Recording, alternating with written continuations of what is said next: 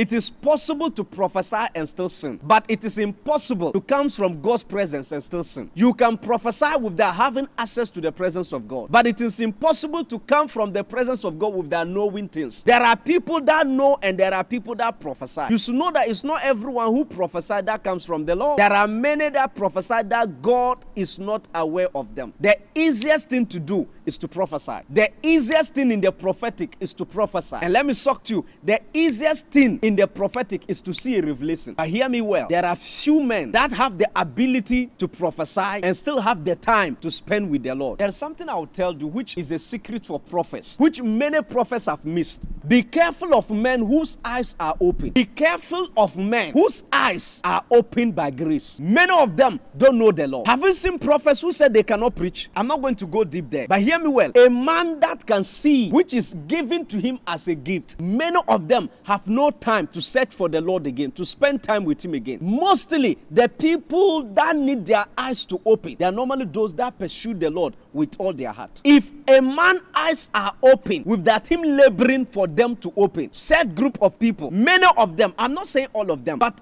a high percentage of them no longer spend time with the Lord. They now go around announcing what they have seen and they are enriching themselves because the prophetic is attractive. The prophetic can easily make you rich. Why? Because when men realize that you are hearing from God, they are easily moved to give. Even if you ask them for their life, they will lay it to you and they'll say, collect, it is here. That is why there are many prophets who do not know the Lord. Are they fake? No, sir. They are genuine, but they don't know him. If they don't know him, how do they hear from him? Remember, it is a gift the Lord gave them. It's just like a singing gift. So that is what I've always told people. Be careful of people whose eyes are open from birth. And there are many prophets who don't know this. Be careful of prophets whose eyes are open from birth. They do the worst and yet they see the best. Wow. I want to say it again.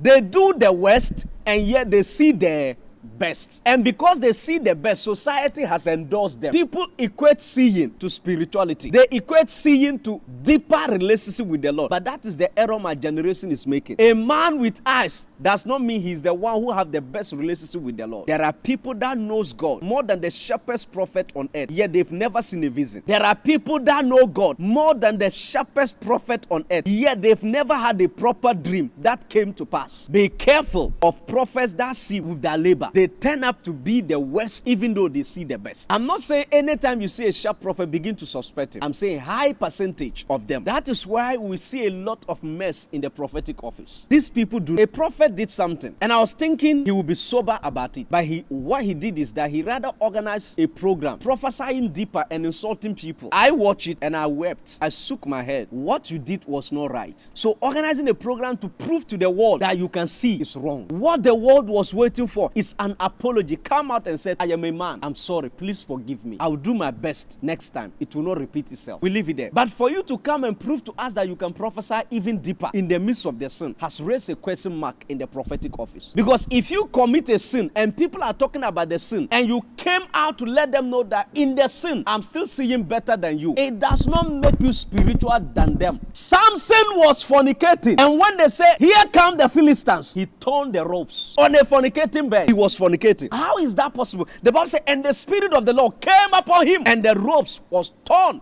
into pieces on the laps of Delilah until the hair